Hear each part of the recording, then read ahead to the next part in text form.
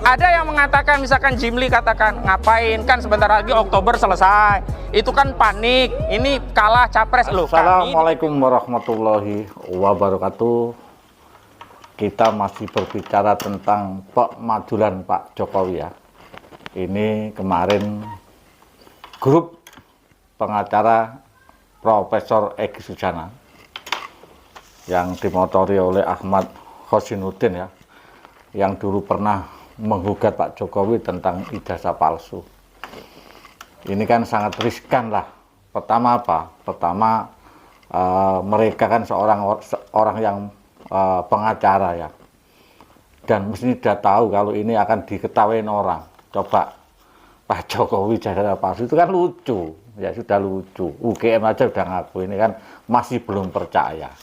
Ini kan profesor yang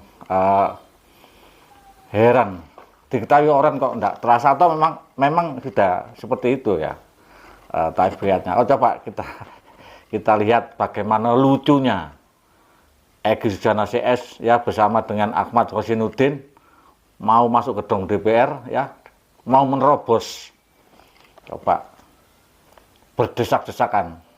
Akhirnya di sana menyampaikan pernyataannya setelah tidak bisa masuk ke gedung DPR. Kita ikuti sejenak.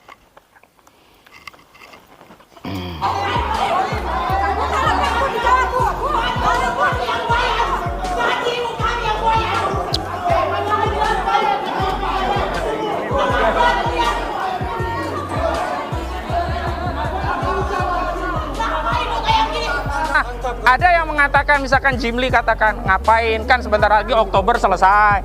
Itu kan panik, ini kalah capres loh. Kami di TPUA mengajukan gugatan itu sejak tahun 2020. Jadi nggak ada motif copras-capres. Ya, divonis 2021 Bang, itu saya ada berkasnya. Nah, judul besarnya adalah Pemakjulan Jokowi. Nah, di dalam dialog-dialog, bahkan diskursus yang ada, terakhir saya lihat di ILC, tidak diketemukan kualifikasi yang dianggap Jokowi itu pantas dimajukan. Tidak ada berdebat, karena yang debat itu tidak punya alat bukti. Mereka tidak mengalami hal-hal yang peristiwa hukum yang memang pantas Jokowi dimajukan. Nah, tentang kualifikasi hukum itu sangat jelas.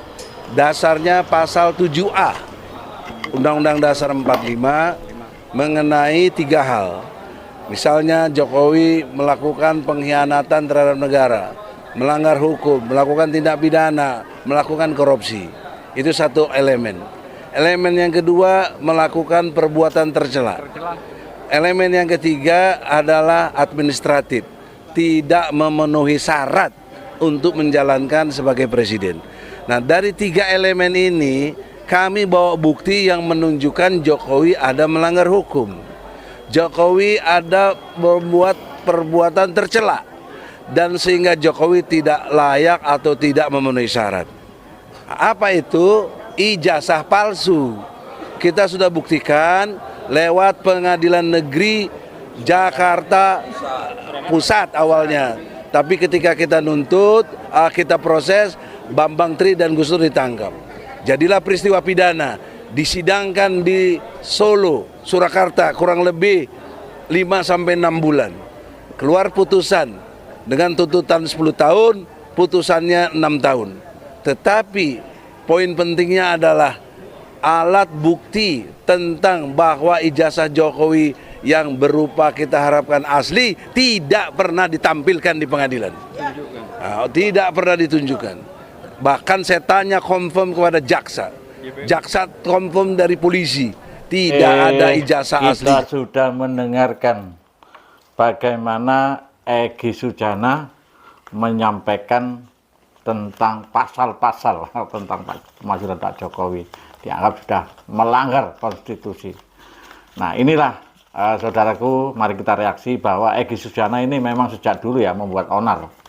Tentu saja kita sebagai orang yang normal tentang melihat sebuah kenyataan ya, bahwa Pak Jokowi ini ijazahnya disebut palsu. Coba bayangkan, sedangkan pihak UGM, pihak mahasiswa UGM semua sudah menyatakan bahwa Pak Jokowi keluar tahun sekian, sudah jelas ya.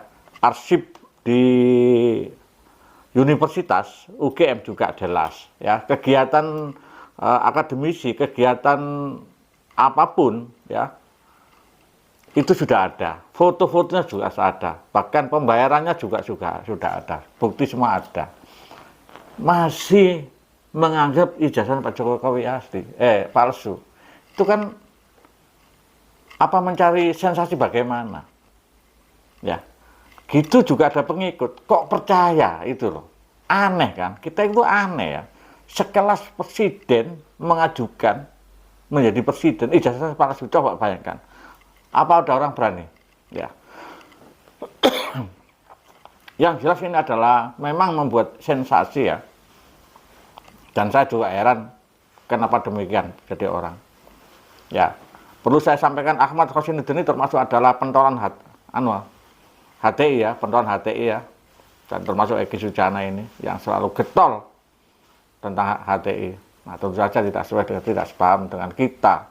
Mereka ingin merubah sebuah tatanan negara kita. Ya, kita harus bagaimana melihat seorang seperti itu?